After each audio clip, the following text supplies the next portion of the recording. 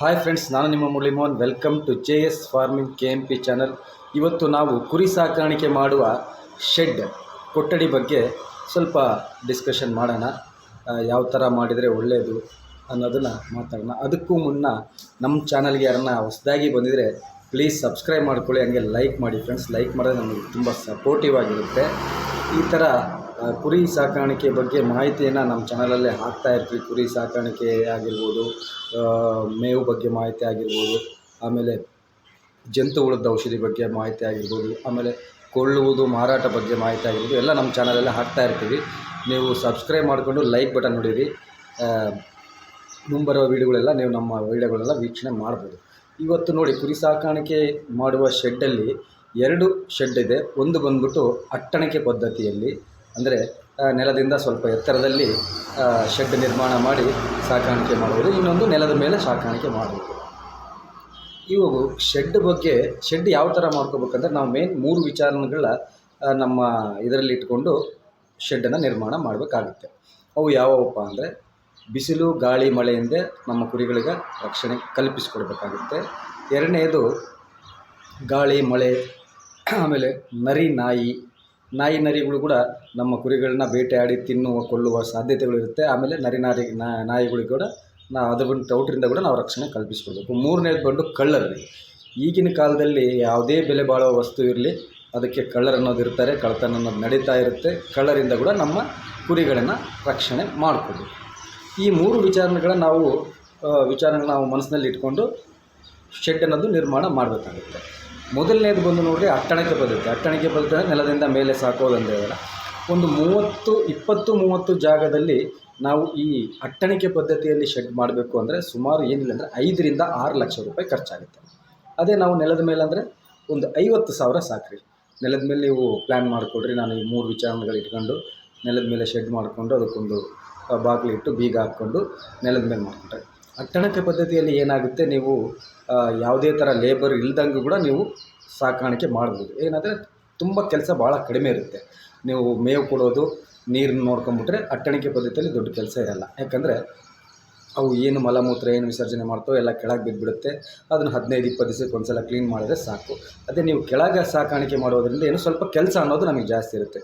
ದಿನ ಬೆಳಿಗ್ಗೆ ಕಸ ಅನ್ನೋದು ಗೂಡಿಸ್ಬೇಕು, ಅದನ್ನು ಎತ್ತಾಕೋದು, ಇದು ಒಂದು ದೊಡ್ಡ ಕೆಲಸ ಇರುತ್ತೆ. ಬಟ್ ಅದಕ್ಕೆ 50,000ದಿಂದ 4-4.5 ಲಕ್ಷದವರೆಗೆ ಡಿಫ್ರೆನ್ಸ್ ಇರುತ್ತೆ. ನಾನು ಏನು ಹೇಳ್ತಾ ಇದ್ದೀನಿ, ಹೊಸದಾಗಿ ಯಾರನ್ನ ಕುರಿ ಸಾಕಾಣಿಕೆ ಮಾಡೋರು ಫಸ್ಟು ಕೆಳಗೇ ಸ್ಟಾರ್ಟ್ ಮಾಡಿ. ಕೆಳಗೇ ಒಂದು 30-20ರಿಂದ ನಿಮ್ಮ ಕಡೆ ದುಡ್ಡು ಇರ್ಬೋದು, ಏನೇ ಇರ್ಬೋದು, ಪರವಾಗಿಲ್ಲ. ಫಸ್ಟ್ ನೀವು ಒಂದು ಟ್ರಯಲ್ ಅನ್ನೋದು ಮಾಡಿರಿ. ಯಾಕಂದರೆ ಈ ಕುರಿ ಸಾಕಾಣಿಕೆಯಲ್ಲಿ ತುಂಬ ಜನ ಏನಾಗಿದ್ದಾರೆ, ಸುಮ್ಮನೆ ಆ ವಿಡಿಯೋಗಳು ಇದು ನೋಡ್ತಾರೆ. ಯಾರೋ ಹೇಳ್ತಾರೆ, ಕುರಿ ಸಾಕಾಣಿಕೆ ಮಾಡಿದ್ರೆ 6 ತಿಂಗಳಲ್ಲೇ ಡಬಲ್ ಆದಾಯ, ತ್ರಿಬಲ್ ಆದಾಯ, 4 ತಿಂಗಳಿಗೆ ಡಬಲ್ ಬಂದುಬಿಡುತ್ತೆ ಅನ್ನೋದು. ಇವೆಲ್ಲ ವಾಸ್ತವಕ್ಕೆ ಬಂದರೆ ಇವೆಲ್ಲ ಕೆಲವೊಂದು ವಿಚಾರಗಳಲ್ಲಿ ತಪ್ಪಾಗುತ್ತೆ. ಕುರಿ ಸಾಕಾಣಿಕೆ ಮಾಡೋದರಲ್ಲಿ ಖಂಡಿತವಾಗಿಯೂ ಲಾಭ ಇದೆ. ಅದು ಯಾವ ಥರ ಮಾಡ್ಕೋಬೇಕು, ಹೇಗೆ ಅನ್ನೋದನ್ನು ನಾವು ಸ್ವಲ್ಪ ನೋಡಬೇಕು. ನಾನೇನು ಹೇಳ್ತಾ ಇದ್ದೀನಿ, ಫಸ್ಟ್ ನೀವು ಟ್ರಯಲ್ ಮಾಡಿರಿ. ಒಂದು 30 ಕುರಿಯಿಂದ ನಿಮ್ಮ ಹತ್ರ ದುಡ್ಡು ಇರಲಿ, ಏನೇ ಇರಲಿ, ಅದು ಸೈಡ್ ಇಡ್ರಿ. ಒಂದು ಬ್ಯಾಚ್ 2 ಬ್ಯಾಚ್ ಟ್ರಯಲ್ ಮಾಡಿರಿ. ಯಾಕಂದರೆ ನೀವು ಟ್ರಯಲ್ ಮಾಡಿದ್ಮೇಲೆ ನಿಮಗೆಲ್ಲ ವಿಚಾರಗಳು ಗೊತ್ತಾಗುತ್ತೆ. ಫಸ್ಟಿಗೆ ತುಂಬ ಇವಾಗ ನೋಡಿ, ನಿಮಗೆ ಫಸ್ಟಿಗೆ ಏನೋ ಕುರಿಗೆ ಸ್ವಲ್ಪ ಆರಾಮಿಲ್ದಂಗೆ ಅದು ಏನೇ ನಿಮಗೆ ಗೊತ್ತಾಗಲ್ಲ.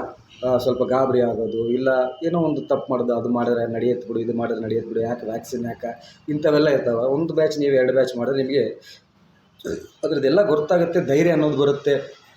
ನಿಮಗೆ ಮೇನ್ ಯಾವ ಥರ ಏನು ಮಾಡಬೇಕು ಏನಂದರೆ ಎಲ್ಲ ಪೂರ್ತಿ ವಿಚಾರ ತಿಳಿಯುತ್ತೆ ನಿಮಗೆ. ಅದರ ಸಲುವಾಗಿ ಡೈರೆಕ್ಟ್ ಅಟ್ಟಣಿಕೆ ಪದ್ಧತಿಯಲ್ಲಿ ಹೋಗಿ ಒಂದು 6 ಲಕ್ಷ 7 ಲಕ್ಷ ಶೆಡ್ ಮಾಡೋದಕ್ಕಿಂತ ಮೊದಲು ನೀವು ಕೆಳಗೆ ಮಾಡಿಕೊಂಡು ಟ್ರಯಲ್ ನೋಡಿ. ಅದರಲ್ಲಿ ನೀವು ಸಕ್ಸಸ್ ಅನ್ನೋದು ಕಂಡು, ಹೌದಪ್ಪ ಇದರಲ್ಲಿ ಬೇಷೈತೆ, ನನಗೆ ಇದರಲ್ಲಿ ನಾನು ಮುಂದೆ ಹೋಗ್ಬೋದು ಅಂದರೆ ನೀವು 10 ಲಕ್ಷ ಅಲ್ಲ 20 ಲಕ್ಷ ಇಟ್ಟು ಮಾಡಿ, ಆ ಸಕ್ಸಸ್ ಅನ್ನೋದು ನಿಮ್ಮ ಹಿಂದೆ ಬಂದೇ ಬರುತ್ತೆ. ಹಾಗೆ ಇವಾಗ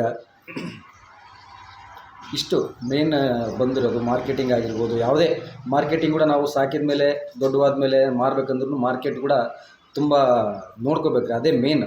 ನಾವೆಲ್ಲ ಬೆಳೆಸಿದ್ದೀವಿ ಮತ್ತು ಮಾರಾಟ ಆಗ್ತಾಯಿಲ್ಲ ಅಂದರೆ ನಮಗೆ ಅದು ಕಷ್ಟ ಆಗುತ್ತಲ್ಲ. ಹಾಗೆ ಎಲ್ಲ ನೋಡಿಕೊಂಡು ಅಟ್ಟಣಿಕೆ ಪದ್ಧತಿಯಿಂದ ಫಸ್ಟ್ ಬೇಡ, ನೀವು ಫಸ್ಟ್ ಕೆಳಗೆ ಮಾಡಿಕೊಂಡು ಟ್ರಯಲ್ ನೋಡಿರಿ. ಟ್ರಯಲ್ ನೋಡಿದ ಮೇಲೆ ನಿಮ್ಗೆ ಇಷ್ಟ ಆಯಿತು ಅಂದರೆ ಅಟ್ಟಣಿಕೆ ಪದ್ಧತಿ ಮಾಡಿರಿ. ಇನ್ನೊಂದು ವಿಚಾರ ಹೇಳ್ತೀನಿ ರೀ. ನನಗೆ ಇವಾಗ 4 ವರ್ಷದಿಂದ ನಾನು ಈ ಕುರಿ ಸಾಕಾಣಿಕೆ ಫೀಲ್ಡಲ್ಲಿದ್ದೀನಿ.